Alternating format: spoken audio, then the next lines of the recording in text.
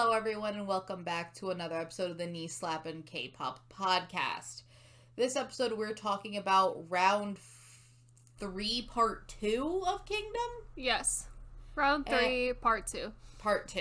Fun. Yes. I don't know why it's not just called round 4. It had nothing to do with round 3. This is what I don't understand 1. about the Kingdom series as a whole, is why we can't just have 5 rounds, because it's essentially 5 rounds, but, we have to be stupid about it. Yep. So, I'm Sammy. With me today is Kayla. Hello. As usual for As Kingdom usual. Cast. Mm-hmm. And so we made our opinions about the first 2 performances known last episode. Now you get the detailed opinions. Yes. So, the concept for this round I find odd, because there isn't really... It's because it's called No Limit. So that means there is no concept, essentially. There is no concept, because you can do your own song, someone else's song, a collab with that other person, or your own B-side. You could have, sang a song in English if you wanted to. If you wanted to cover, Imagine Dragons, someone probably could have done that if they wanted to. You can do whatever you want. It's whatever you... I think there needs to be more structure with how these rounds turned out. Oh, yes, because this round, very much a disaster all over the place. Yes. No theme here, but I also feel like... to the disaster that it was. Exactly, but I also feel like that's kind of how Kingdom has gone generally, with these round themes having absolutely no, real theming to them. Structure? Yeah, because even the first one was To the World, and it was here's a performance you want to show to the world. And I'm like, cool, great, that could literally mean anything. The thing with that is that I feel like they can work if you just give them, one more rule. Yes. If, the rule is To the World, but you have to do a performance you want to show to the world that is, that you haven't done before. Yeah, or do something else that you've never done before. A song that you've always wanted to perform. Because I feel like, and we'll get to it with one of the performances, but I think that with these rounds, and Queendom did this a bit, because some people did B-sides, but I really think that a lot of their B-sides would have been really fun to do as rounds, except instead of hearing the same song we've heard 1,000 times before, done again. But let's start with the first performance. So the first person we got was iKON. And iKON decided to do not their own song, not their own B-side, not even another group's title track. No. They decided to do a different group's B-side. It's sure, okay. Levels. There's Why levels. Not? There's, iKON did Pretty Savage by Blackpink. But we renamed it Classy Savage. Because iKON can't have anything for themselves. iKON can't be pretty, apparently. 1, iKON can't be pretty, and 2, everything about YG has to revolve around Blackpink now because, everyone else is dead, rip. Mm-hmm. I do have to say that I feel like these in-between preparing for the performance segments have gotten worse as we've gone on. Because I genuinely feel like everyone is engaging less and less as it goes on. iKON in particular, they does not care. Don't want to be here. They absolutely don't want to be on the show anymore. So their whole segment is, half of it is them eating at a meat restaurant, which I think is actually kind of fun. You know what? Thrive. It's Thrive, actually, Kings, thrive. This is the ones I kind of enjoyed more because they're not, I find myself very bored with the performance, or these sections that are only just talking about preparation for the performance. I like the ones that are more fun and we're doing stupid things in them, like this one was. So it's cute. Yeah, I think that so far, a lot of the groups that are very into it are the ones I care the least about. Because I feel like whatever, lower the engagement level. Because at the beginning of this performance, so I at first saw the theming for this and saw, spoiler, Lisa's there. But I saw the theming for this and I thought it was going to be B-Day. Because it looks exactly like the set of B-Day. This is the set you perform B-Day in. Yes, and I was excited because, iKON, that was a title track with Bling Bling. That was, co-titled. Mm-hmm. But they never really did B-Day. They did Bling Bling. So, that would have been a little bit more of a deep cut. And I was very upset that we got Classy Savage. We got Classy Savage instead. I'm like, this is the most disappointing thing maybe they could have covered, so... Yeah. And the other thing is that in the beginning, you see different YG artists on television because, again, iKON can't have anything for themselves, apparently. No, so we get Big Bang, we get Winner, and we get Blackpink, like, we don't music get 21, video. Though. We don't get 21, we don't get Treasure. 21. Don't get Treasure, don't get Akmu. Mm-hmm. Apparently the people we don't mention. Only the ones that don't you get care Somi about, either, but Somi's Black Label. That's the Black Label, yeah. Just also putting it out there. Also the theming of this performance is very bizarre. Like, the story they're trying to tell is very It doesn't weird. make any sense. No. Also, at the beginning, they're on a couch, on a very small couch, and Bobby's just asleep. Bobby's asleep. Bobby's soul has left his body, and Bobby does not want to be here anymore. He is here to have fun, and whatever is not fun, he is not engaging with. I know. And that is how I dream to live my life. And Bobby throughout this entire performance kills me so much because you can so tell on his face and his facial expressions and the way that he's just like doing his lines. He like hates it here. He's like, I don't want to be here, but I'm here. Like, what am I doing? It's amazing. What an icon. What a literal icon. Literal icon. I mean, he begins his rap with a bag over his head. He does. And then it's like the part where they bring out Lisa, he just has this, and they are doing like some weird stupid acting thing, and Bobby's like, oh, what do I do? And it's just like the look on his face is like so Lisa, funny. And this is interesting because I genuinely don't think I've ever seen Black icon interact with women. I don't know what's going on with that. Is that Lisa's on a separate stage. Yeah. Like, Lisa is in that back part of the stage, pretending to be, and like, iKON is never in the back part of the stage. No, iKON is only in the front of the stage. And Lisa never comes to the front part of the stage at all. Not even for the ending or anything. Just it's completely separate. But also, Lisa doesn't do Lisa doesn't do anything. Like, she just does her rap part. Lisa comes in, does her own rap verse, and then leaves. Doesn't even get to dance or anything. She just is there and does her rap verse, and then she leaves. And that's all we get. Any sort of remix. It is just the verse that has already been written for her. They haven't done anything different. There's no remix. There's no dance break. Nothing is. It's not even a cover. It's just a performance. No, that's her song. That's her rap verse from this song. It's like they definitely just are using her for the streaming views and everything. But and also it was so useless.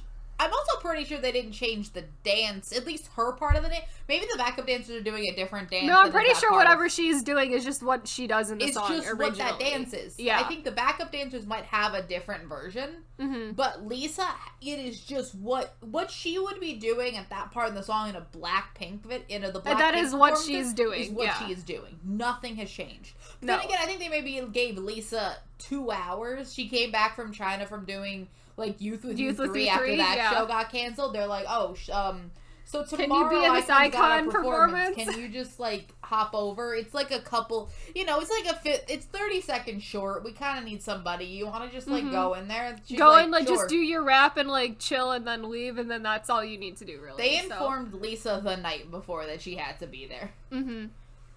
But genuinely, I mean, I'm not the biggest fan of this song to begin with. No, it's a fine. I think it's fine.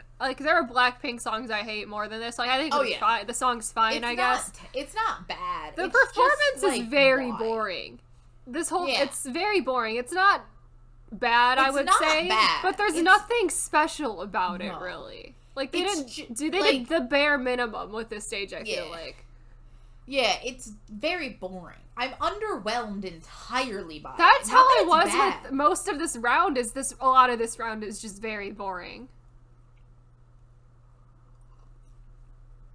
Yeah, and I also just don't think iKON has their heart in it. No, iKON definitely doesn't want to be here. Doesn't really care at all. Here's the thing. I don't know if it's just because they've had their heart in it before. And I think that I think iKON's here for fun. And when because this seems like that they're being forced to do this. Yes. Oh, yes. This was not their idea to do Classy Savage. This was YG being we gotta cross-promote with other YG artists. This was not their idea. I think them and the It's One team losing all 3 rounds of round 3 part 1 is the turning point for iKON, where they're just we're not gonna win, so why the fuck are we even here anymore? Yeah. I don't know. Maybe. And the thing is that I think with, like, SF9 and the boys with them, like, I'm pretty sure they're probably aware that they're not gonna win, but they're at least, I think, having fun a little bit still. iKON is, like, not having fun. And they're just like, we're here because we're contractually obligated to be here, and we're, like, not even having fun here. Yeah. I'm curious to see, because I think they might be able to turn it around the last round. Mm-hmm. Because it's an original song, and I think that YG knows to give them control over their Have music you heard still. the original songs yet? No, I haven't. Theirs it's a weird song. It is not a great song. I actually I was gonna listen to them, then just didn't have time, and now have forgotten that they already came out. So thank you for reminding me, Kayla. Yes, I have listened to all of them as of right now. So you will be getting Kayla's opinions. I'll give mine next week when we do the last round. It weirdly sounds a lot like an iKON song and weirdly a lot not like an iKON song simultaneously. It's very weird. I'm not entirely sure how I feel about it. We'll have a week to marinate on it. Mm-hmm. Because they did come out today, like 12 hours ago, not even. Yeah. So. All right. So that was iKON. We were mostly, I wouldn't say under or overwhelmed. I was whelmed. No. I was whelmed. Yeah, I was thoroughly whelmed by it. Thoroughly whelmed. Mm-hmm. Now we go to a group we've had a contentious relationship with over the past couple weeks. Mm-hmm. It's only gonna continue. Here we go. It has been extended a week. We'll see if this can keep going for the full 10 weeks.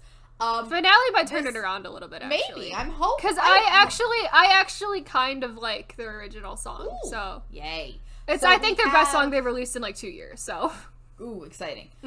So we have Stray Kids. Yes. And they are doing God's Menu mixed with Doo-Doo-Doo-Doo-Doo by Blackpink. And again, God's Menu is barely in this remix. It's there for one line, really. And also we've themed it around Deadpool. Because I guess why not? Sure.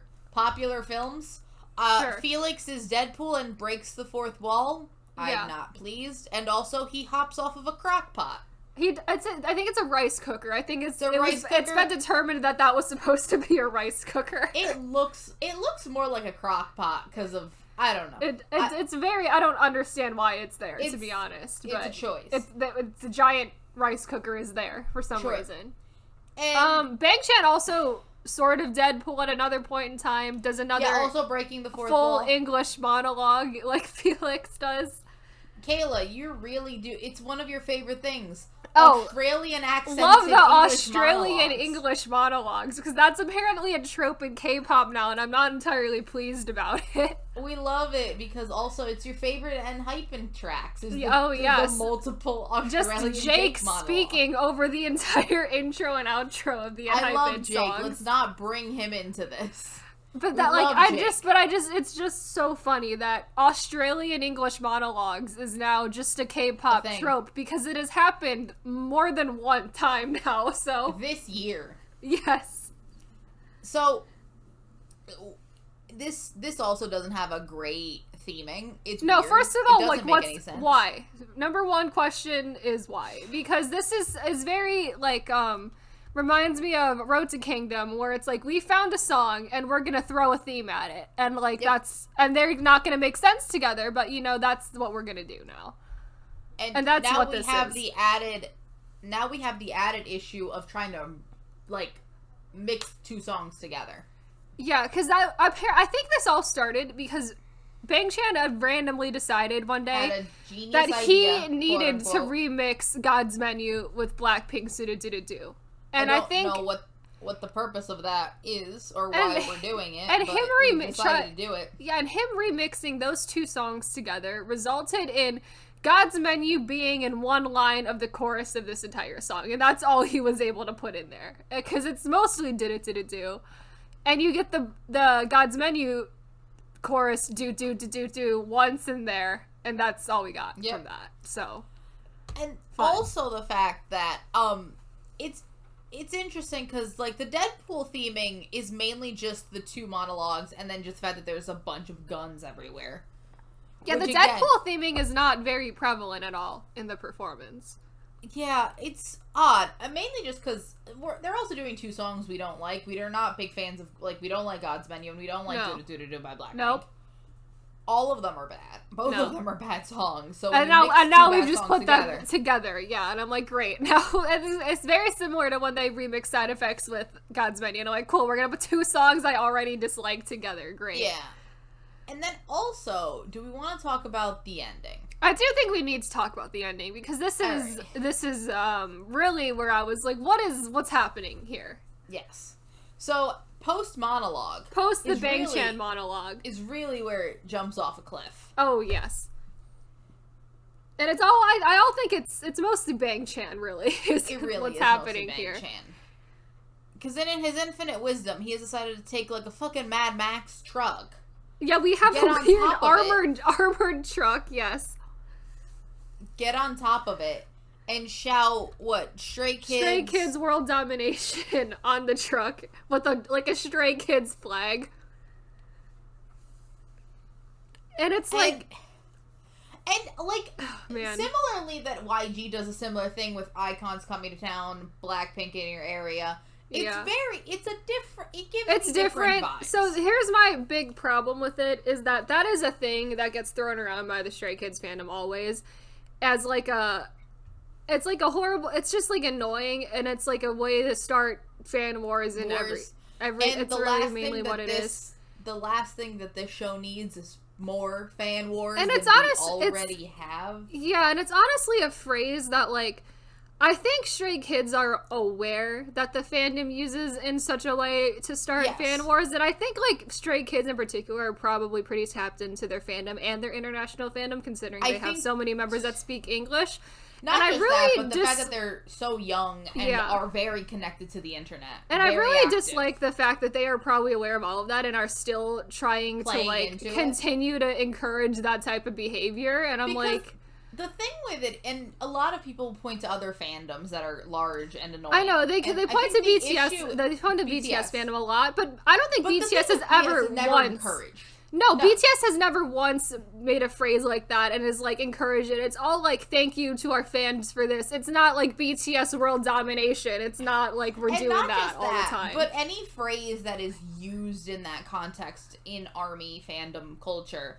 1, never gets brought up by BTS at all, and 2, is mostly ignored. Exactly. And then it will die. If you encourage it, it will be that is just approving of bad behavior, which, you know, is just gonna make it worse.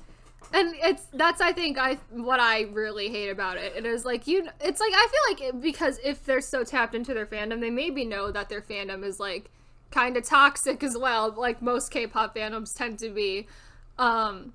So the fact that they're here and they're just like, no, we're going to shout it because the fans will absolutely love that. I'm like, yeah, but you know that they're going to take it too far because that's what the fandoms do when you say that type of thing. And also, it would be one thing if this was a Stray Kids title track. If this was a Blackpink song. This is a Blackpink song for 1. And 2, it is a competition show where you are against other people. Oh, yeah. So, like, if they said it... And you know that. If they said it, like, at a concert or something, you know, that would also be a little different. I mean, I'll take it if a competition show. I would take it if they did it in a title track. Yeah. Just in a blatant title track, just do it. Mm-hmm. But it's not. It's in a competition show where they have to be against other people with smaller fan bases than they have. They are aware of this, and they are just... fine, and they are just continuing to push that and it's just like like something about that is very like off-putting to me. Like I don't enjoy it at all. Oh yeah, it's a lot. So then that was 1 episode. That was the ending of episode 8. Oh, so I want to put out a prediction that I hope is not true for their finale performance. Because I'll give like brief thoughts about like my couple of hours I spent today listening to all of the original songs so far. So the Stray Kids song is called Wolfgang, which I haven't read the lyrics. I'm assuming Mozart? Yes, I'm assuming it's Mozart related because it has got a classical music element to the background. Oh. But also, it seems very centric on like the wolf part of Wolfgang. Oh no. And there's also because I like the song a lot until we get to the chorus, and then the song kind of jumps off a cliff. Because it's like wolf, they like start woofing, like, oh no. And I'm just in the chorus, and I'm like, if they come out in their finale performance as freaking wolves, like wolves, or they're like werewolf Mozart, I'm like, this is not what we need to be doing, is werewolf Kayla, Mozart. When you said Mozart, my brain immediately went to Top Dog's Top Dog. Yes. And is it gonna be Top Dog's Top Dog mixed with like Wolf Baby Wolf by EXO? Wolf by EXO? Oh no. And that's like what like really got me about it, and it was like, we have done the wolf thing. You have done the wolf thing once already on this show. Inspired. We're gonna bring it back for our finale song now, and it's like, and I'm like, I like, that's the first thought that came to my mind, and I was like, if we're doing Werewolf Mozart as the finale performance, like, this is gonna be not it. Like, this is not the choice we need to be making. We made a choice, and apparently that's what we're doing. But I'm going to throw that prediction out into the world. I'm going to hope to God that that's not what we get next week. But, Kayla, I think it's a possibility. Like, I don't put it past them that that's what we're going to get. Like, oof. I mean, if I'm being honest, I'm hoping we get more Top Dog's Top Dog and less EXO's Wolf. Yeah, let's, like, the less, like, actual wolf element to the song, the better. But there is just them, like, woofing in the song.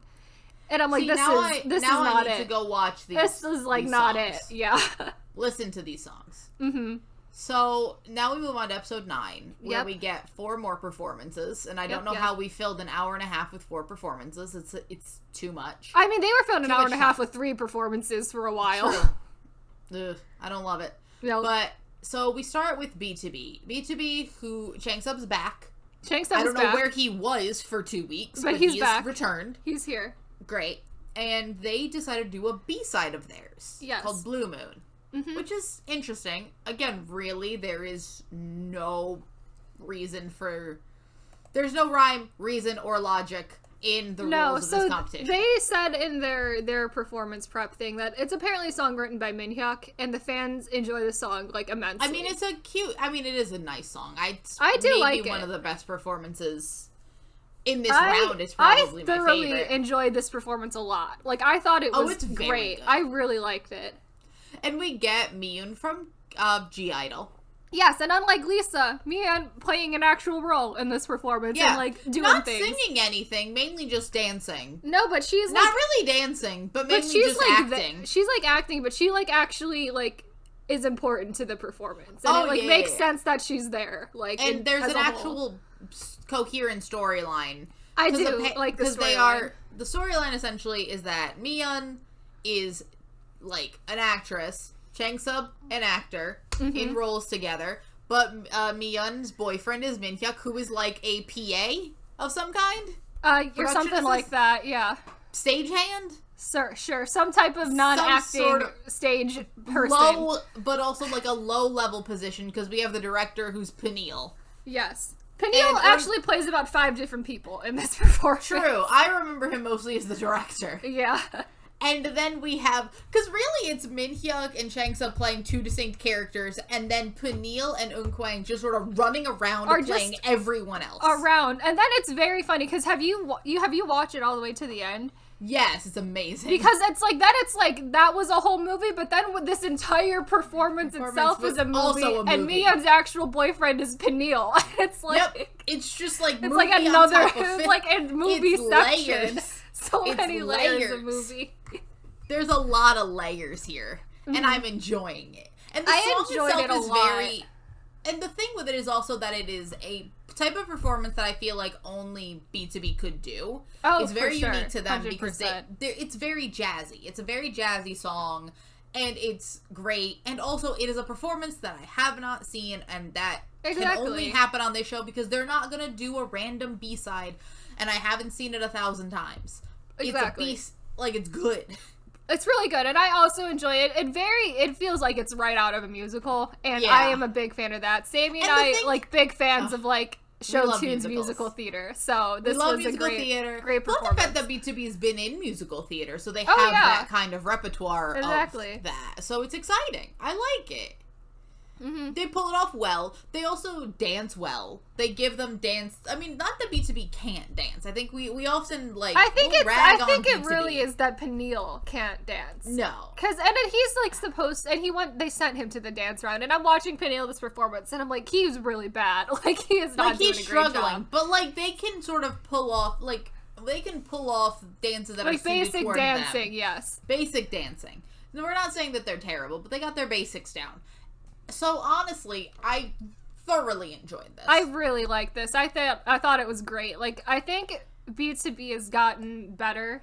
Discounting round 3, part 1. I think they've gotten better with each performance that they've had on the show. So I really enjoyed this a lot.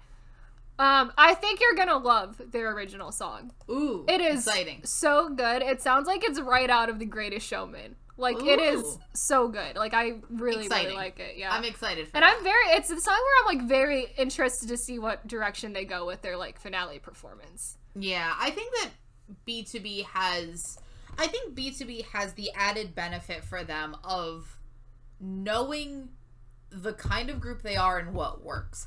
A lot of these other groups, very young.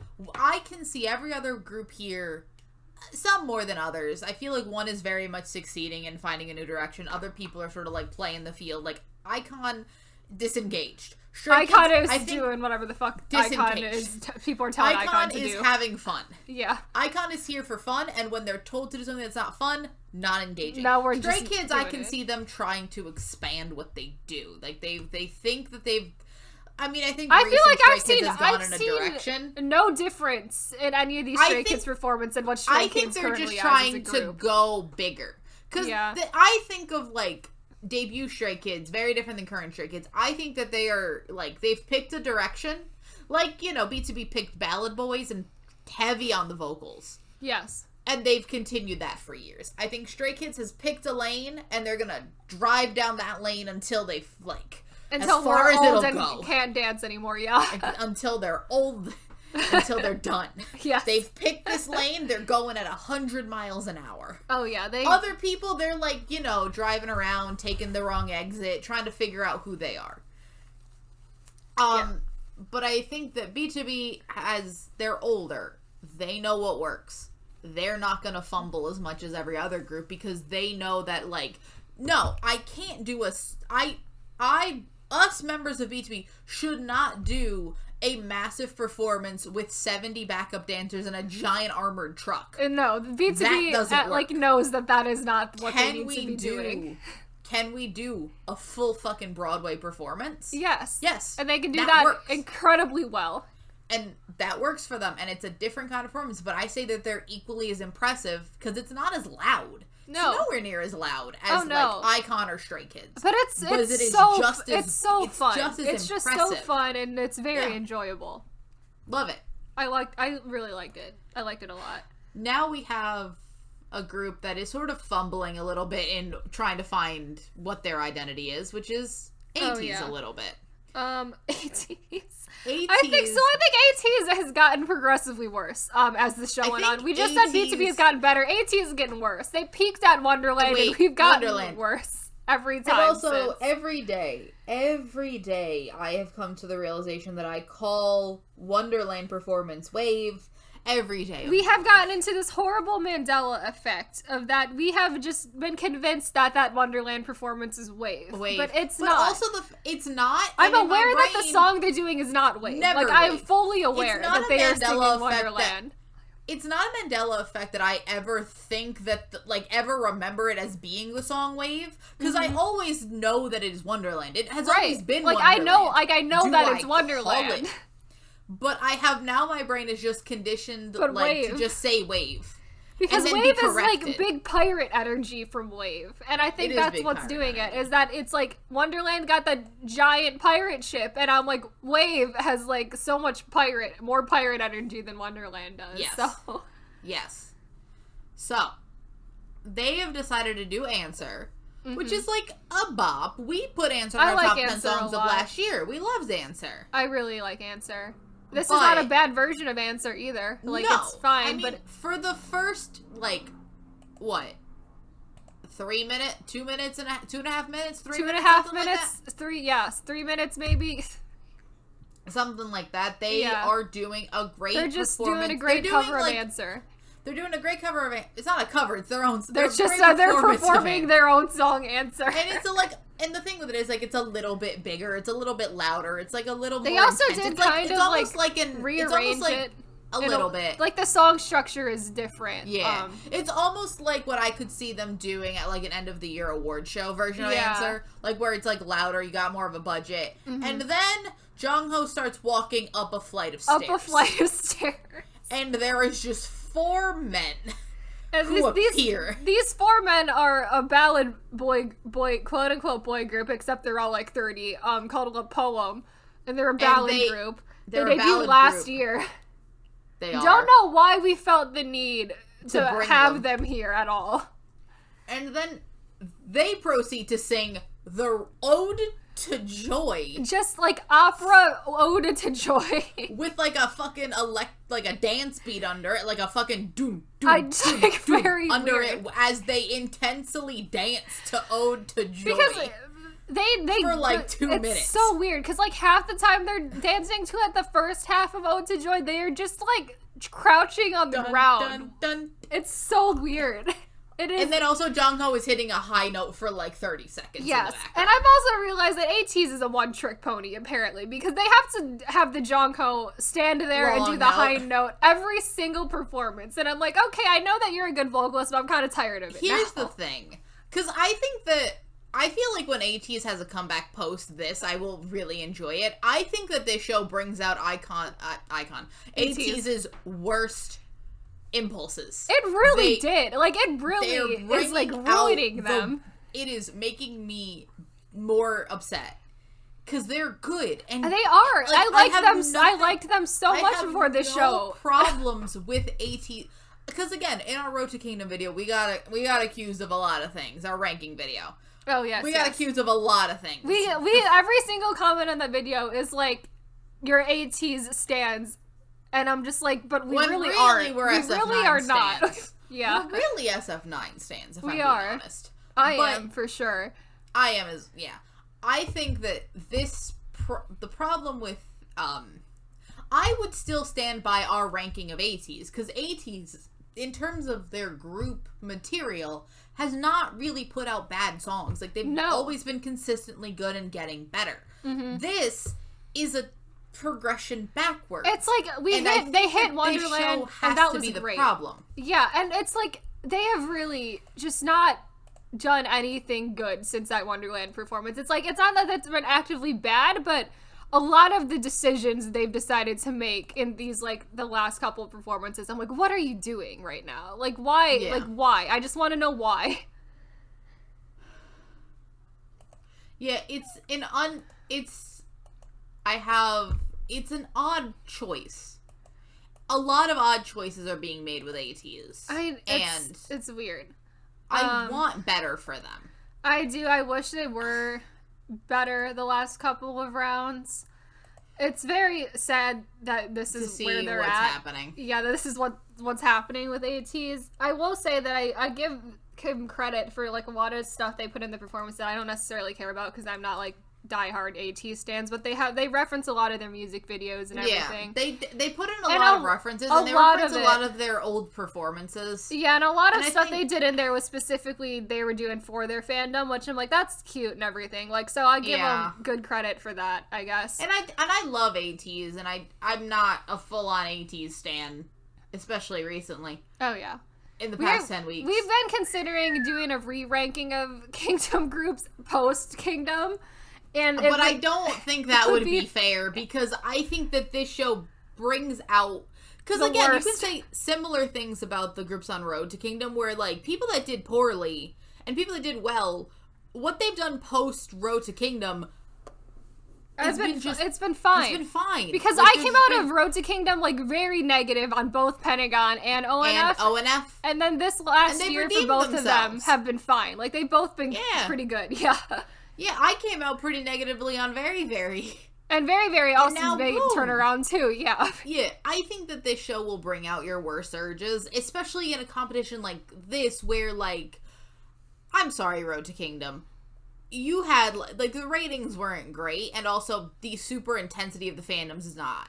I think Stray Kids and ATEEZ, they know the fandom. Like, every single group on this show understands what this show is, understands their fandoms, because they're, you know, grown adults who know. They're not children. Unlike what a lot of K-pop fans like to think, they're aware. They have awareness of the world around them. They're adults. Yes. They can understand that there is an intense fan culture, and you have to play into it to a certain extent to get the views and to win. Obviously you want to win, but I think that this show can bring out the worst in you, because, like, you're trying to play, you know, you have to put out good performances, but you also want to play to the fans, but it's like a lot is happening. It's a lot of stuff you gotta balance there. Yeah. What's very interesting for ATEEZ is I've noticed that ATEEZ has by far the most noticeable gap of international and Korean fandoms. Like, they are on the top of international stuff, but it's like, when it comes to Korea, it's like nothing. Like, they are way at the bottom, like, by a lot. Yeah. And I think the thing with the Korean fandoms is that they take, weirdly, with boy groups and girl groups, it's that difference of, like, girl groups get a lot of fans very, very quickly. Again, you have the misogyny of, like, you know, hot, new, young girl. Like, oh, what's the new hot, young girl group that we can all love that eventually when they get older, we can throw away for the next group of young girls? Boy groups, especially in Korea, I found, and in America, boy groups have that similar tendency because, you know, internationally, you're allowed, like, one boy group at a time. You're not allowed multiple. K-pop gives you multiple. Oh, shit. Oh, yeah. What do we do now? But, especially in Korea, you gain them over time. And you get... Because even, like, take NCT. Look how long... Because NCT Dream has recently had... the part that they are at. Yeah. NCT, especially, like, NCT Dream, this last... Because we were just talking about them the other day, where they had, like, this massive... Like, their album sold insanely well. Yeah, they have, like... This is, like, one of the best-selling boy group albums, like, ever. Yeah, and like they're doing great, and I'm like, it's like, oh, great for NCT Dream, but it takes time to grow that. And the fact that ATEEZ is the youngest group over they're gonna take Kingdom, that it's like they need more time to really develop their fan base there. But what I will give a boy group fandom is that they are loyal. Oh yes, they will stick with it. B2B has for their age, obviously people fall off. It's not as big as it used to be, but they have a strong fandom. Oh yeah. If TVXQ and, you know, Suju and B2B and groups like that, they have this strong fandom, and that's why they last 10 to 15 years. The same cannot be said for girl groups.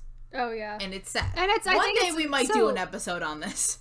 Because I have a lot of thoughts. Girl groups need to have, I think, more of the, like, general public fandom in order to be successful initially, where the boy group bands, they get a fan base, and they just need to have it, but then they have it. Yeah, they have it forever. Yeah. Because that's the other reason that girl groups do extremely well digitally, but none of their... boy groups do way less good. Ridiculously well on albums. Yeah, it's completely opposite with digital charting and album sales. Like, physical album sales, our boy groups are like, insane. You can't even compare to most girl groups, but digital charting is way better for girl groups. Yeah, and if you look at it, and then if you look at, like, investment and money that's being brought in, if you're touring and all of that, like, what's gonna get more money? The 99-cent digital track? Or the $20 album that I have on my shelf. The, like, 80,000 album sales, Exactly. So, like, there's that aspect to it as well. But overall, I think that AT just needs more time to gain that Korean public. Oh, yes. Because I think that boy group fandoms grow slowly. It is very rare that because, like, take the years 20... Like, take, for example, 17 and, like... Twice wasn't 2015. Twice was 2015. Twice was 2015. Twice in 17. Both about 2015. Both massive. Twice got instantly popular. Yes. But over time, 17 now sells more albums, or roughly the same albums that Twice does. I think they sell more albums than Twice. They sell more albums than Twice now. And I think that you're just looking at differences in longevity and, like, For sure. For that, it's just like, it takes time, but you will get the loyalty. And I think Twice is honestly, and it's like, this is bizarre to think about, because Twice is only, this is like, how many years now? 6 years? 6 years for Twice. They're already kind of like on a decline of like popularity and like everything in the public. Again, you get the new groups. Companies debut girl groups very, like, around that 7-year cycle, because that's why girl groups don't, like, that's the 7-year girl group curse. When their contracts are finished, they don't resign, but the boy groups keep resigning.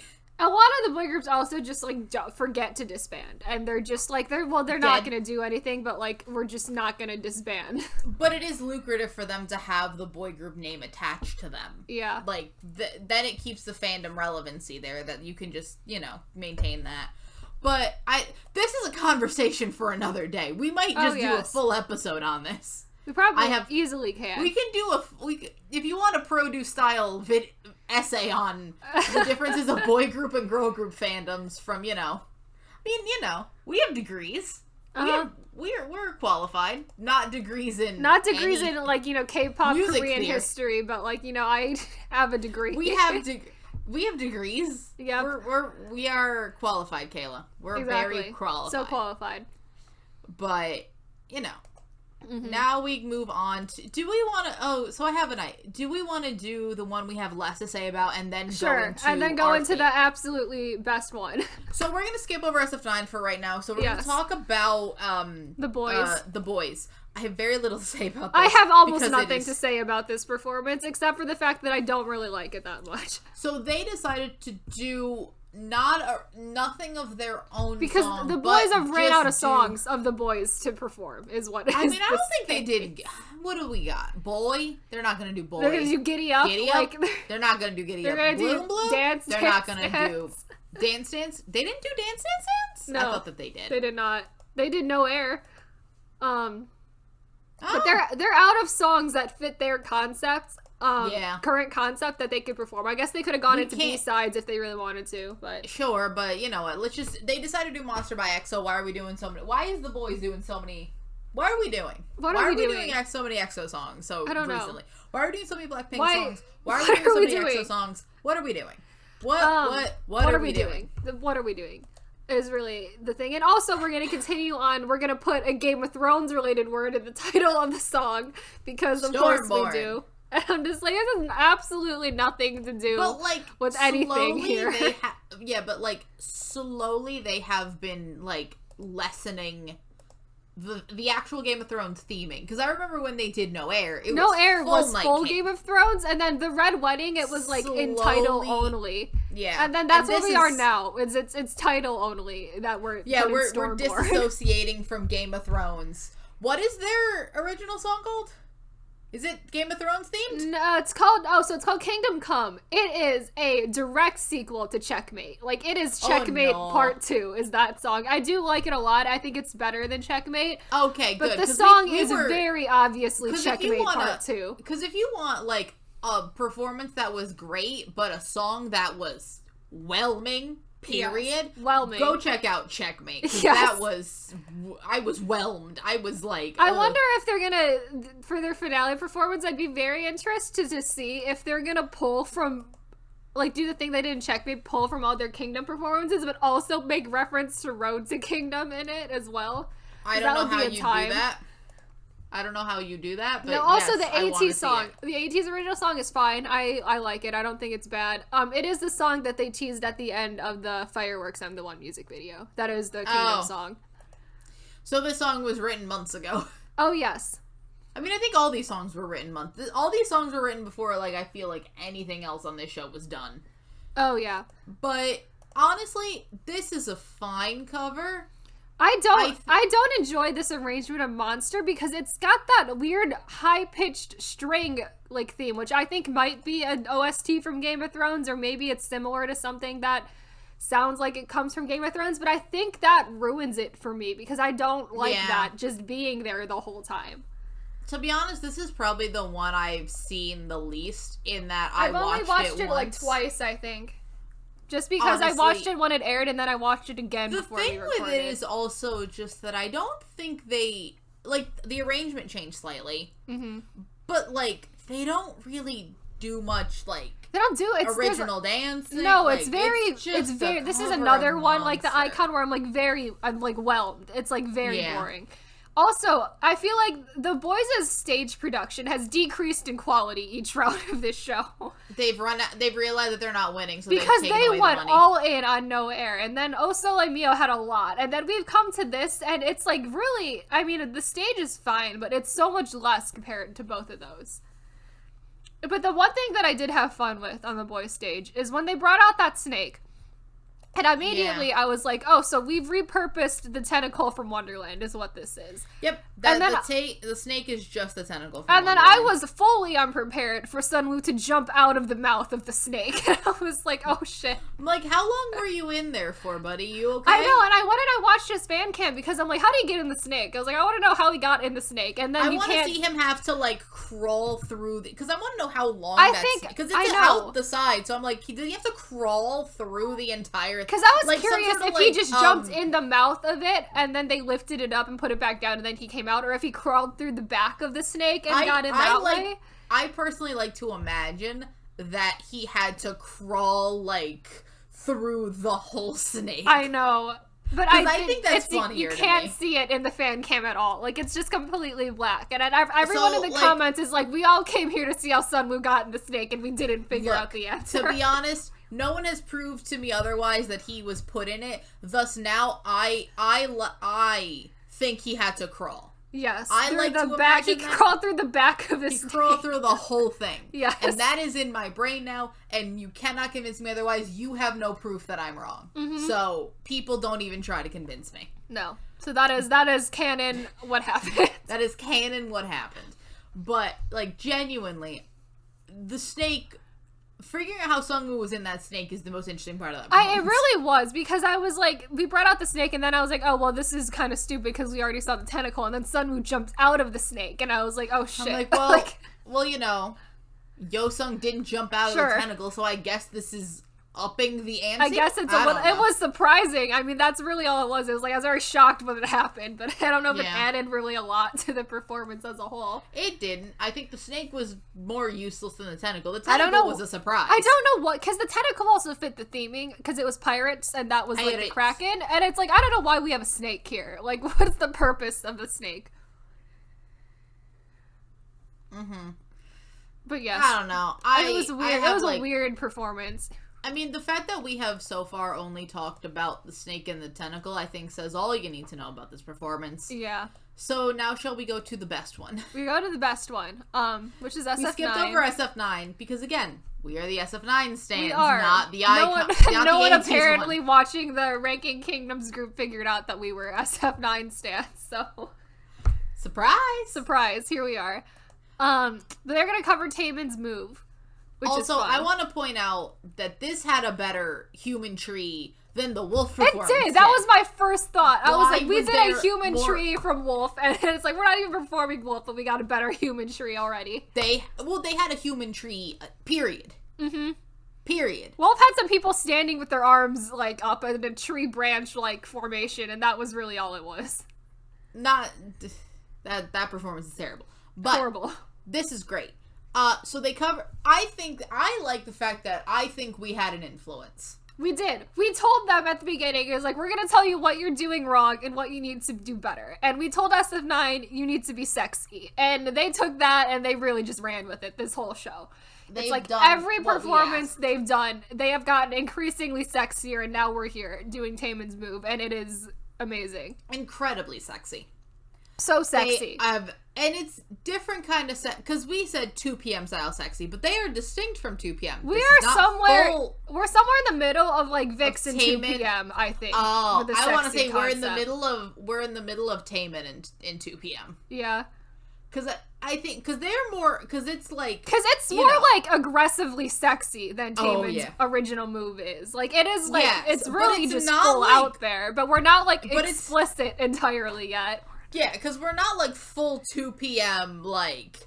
not everyone is shirtless yet. Not everyone's shirtless. Not everyone is, like, grinding. Not everyone is, like, seductively, like... Yes. Like, just be like, girl, like, they don't have a woman yet. They haven't gotten we haven't to the put point women of having, in the performance yet. Yeah, the women haven't arrived yet. When they arrive, that will be when we've gone full 2 p.m. Yes. Yes. I also love their pre-performance prep period, because the first part of it is they're all discussing the thing and they heard this theme, No Limit, and immediately we're like, how do we make this performance so we're wearing as few clothes as possible, is essentially the conversation they're having now.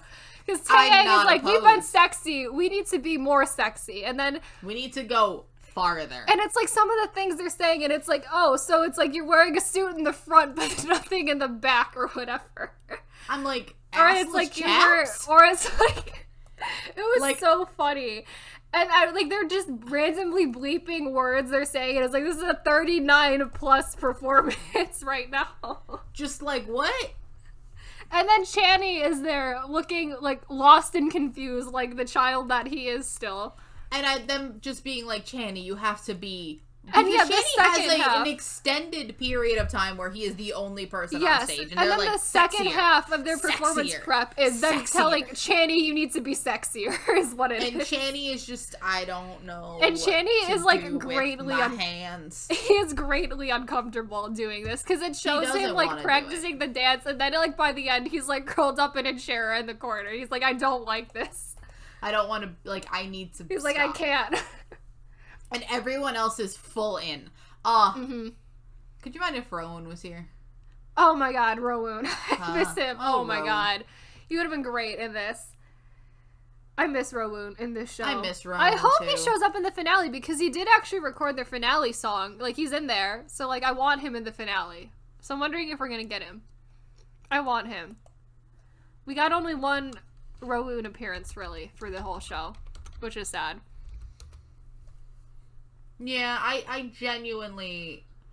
I think he will, because they got him in the Sealer performance, so I think maybe they can figure out a way to get him in this one. I think that would be great, because it's like, the recording time might be like shorter too, because it's going to be a live finale or whatever, so it's like, hopefully they get him in there. I would hope that they do. This is so good. This whole performance is great. Yeah. I also want to point out that Zuho, who cannot speak fluent English, can write a better full English rap verse than the two Australians, plus Jisung. And I'm just like, how is this the point that we're at right now? Because I've like listened to Zuho's like English like rap verses before, and they're usually not good. No. Like the grammar is usually not good, and there's usually just words all over the place.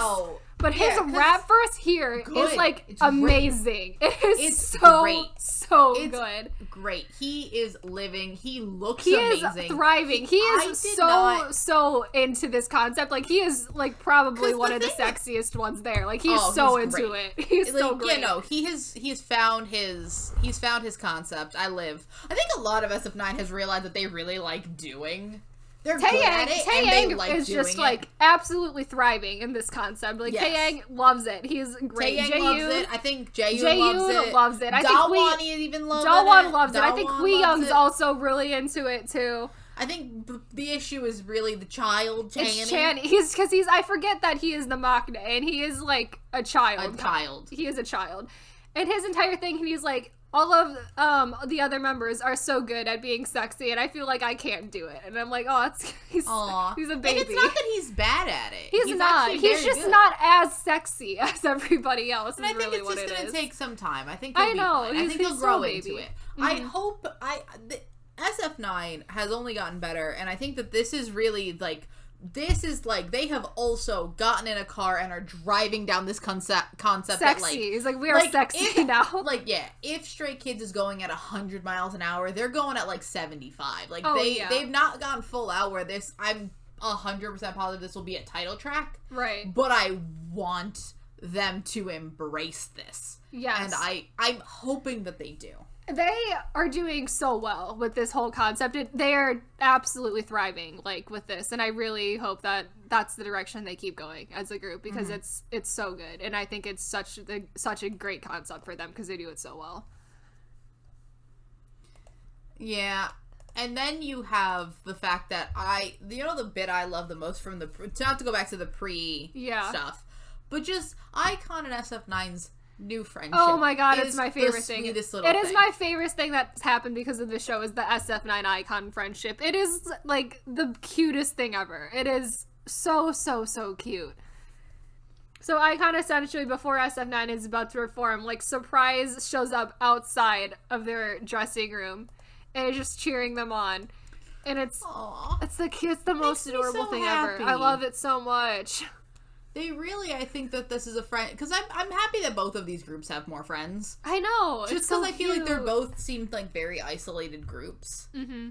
Not that they like probably don't have other idol friends, but like the perception is that they're very isolated groups because again, like I've said like I think 8 times in this episode, iKON can have nothing for themselves. Mm-hmm. YG Entertainment let iKON themselves has said that they don't really have that many idol friends because they're kind of isolated because like YG just is kind of its own entity. Isolating. Yeah. Mm-hmm. But even from like other YG artists. I feel like I think icon talks to Winner, but that's it. Because of course they talk to Winner, but but half of Winner's in the military right now, so like they have no friends. Yeah. I wonder if they still talk to BI. I hope so. Bobby, so this is a very off-topic thing. Bobby apparently left a comment on BI's Instagram, and this is the thing that fans found out that he was excited about his solo album. So that was cute. Guys, support BI's solo album. The kid's adorable. He deserves a redemption arc. I'm hoping he does well. I know. We're off topic. We really are. There's another thing. I want to talk about how Channy just calls up Taemin to ask for advice, and it's just like that's a thing that Channy can do. Is he can just call up Taemin and is like, "Hi, I'm covering your song. How do I be more sexy? Help me. How do I be sexy? Help." Assist. And it just reminded me when that happened is that because it was like, it's not Weekly Idol, but you know that offshoot show that the 2 guys from Weekly Idol formed for a while? Channy went on one of the episodes where it was like, who's Taemin's biggest fanboy, essentially? And it was him and it was 2 people from NCT Dream and it was somebody else. But Channy won that competition and then got Taemin's phone number plus like a shirt from Taemin or something. I like that that's what you win is Taemin's phone number. You get Taemin's phone number is what just you want. And then you have to figure out, like, am I brave enough to text Taemin? Yes. Apparently the answer is yes, if apparently I'm covering his song. Yes. I hope that... that show was also, like, several years ago that happened, too. And so like, he still has it, and Taemin hasn't changed his number. Which I'm shocked that Taemin has. Or he has changed his number, and Channy was one of the person that got the number. He's in the contact. He got the new numbers. He's in the contact. Exactly. Because you know that Taemin had to pick up that... this is a phone call he picked up, so he definitely knows. I don't think Taemin's picking up random numbers he's never heard of. And Channy addresses him pretty casually, too, and so it's like, it's really cute, like, their whole phone call. I kind of love it. It's so cute. Also, SF9's original song is very much a B-side. It sounds like a very typical SF9 B-side, a very good B-side, but it's got like big SF9 B-side energy to it. So, and then I also was interested, so I read the lyrics to it because I'm like, how sexy are we going? And it's a fan song essentially because a lot of it talks about their fans. So I thought it was like, and how it's essentially like the lyrics are about their journey through Kingdom and how they had a hard time, but the fans were like really helpful. And so I thought that was pretty interesting that was their finale song. Yeah. I like this whole thing of, I like when they do fan songs. I think fan songs are never like your best thing you've ever made. No. Rarely are they. No. I mean, there's some that stand out, but for the most part, they're fine. I think what happened is I think this song was just probably written for them and they were going to use the song generally as the Kingdom thing and then they were probably able to write lyrics for it and whatever and that's decided what they wanted to do is what I would assume. Yeah. Because I don't think they came in with the intention of writing like essentially a fan song for the finale because I think that's a weird choice to make. Yeah. I think they've also realized that they're not winning, so, like, why not just do something for your fans? I know, and it's actually very bizarre to think about how far SF9 is behind, because they've won 2 of the 4 rounds of this show, and they're, like, no chance of winning, but they won the second round, and then they won this round, and I'm like, upset. And then they actually don't have any chance of winning, because they're so far behind. Like, it's ridiculous. I think that third round, part 1, is too powerful. That's what killed it. It killed iKON, it killed the boys, and it killed SF9. I'm like, it's really, like,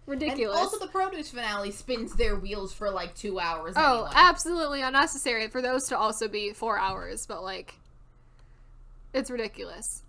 I guess at least we're getting more than just a winner because we are getting 6 performances in it, so at least there's some content there that I am interested in seeing, but like, really, it's kind of gonna be a lot of nothing. But a lot of this show generally like is a lot of nothing. We had a whole sports day episode. Wholly unnecessary. Half of which was just them jumping over hurdles. Exactly. Exciting. So exciting. All right. So that, friends, has been the episode. Hooray. We're almost done. We got one more week and we'll be done with Kingdom. And you will get other episodes from us. Please. Let's be done. It's funny though because this is by far our best performing podcast series because people want the content apparently. People want the content and we're real and we'll give you the reality. We'll give you the content. Sucks. Yes. Exactly. We'll tell you who sucks. We'll tell you who's amazing. Exactly. Will we be biased? Yes, but so is everybody Obviously. else. Nobody out there is unbiased. So like if you happen to bias the same people as us, then I guess you're gonna have a better time listening to the episodes. Yep. All right. So thank you guys for watching. We are available on all major podcasting platforms, and we also have a YouTube channel where we post fun clip videos as well. We will be ranking every Kingdom performance and every Kingdom series performance once the shows are over. So that'll be coming soon. Very fun. You're also on Twitter, and we have an Instagram, and we have a recently made TikTok if you decide that is a thing that you need from us as well, is follow us on TikTok. But that's it. And we will see you guys next week for the Kingdom finale. So, fun. Yay. Bye. Bye.